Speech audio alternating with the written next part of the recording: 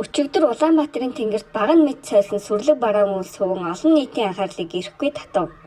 Энэ нь жирийн нэгэн үйл бус шинжлэх ухаанд борооны бөө үйл хэмээн нэрлэгддэг хамгийн аюултай үзэгдлийн нэг юм. Борооны бөөн үйлний хөвчлэн аадар бороо аянга цахилгаан мөн зарим тохиолдолд хар салхи дагуулдаг. Уг үйл нь босоо чиглэлд 10-аас 15 км өндөрт тэнгэр өөд тэлдэг онцлогтой ба энэ нь түүнийг онцгой эрчимтэй болгодог.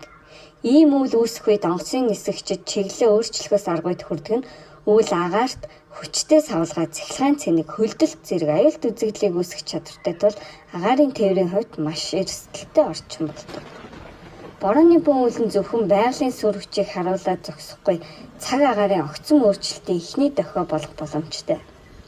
Тиймээс тэнгэрт ийм үйл хөвж байвал аадар бороо мөндөр аянга цахилгаан зэрэгт урьдчилан бэлдэх хэрэгтэй.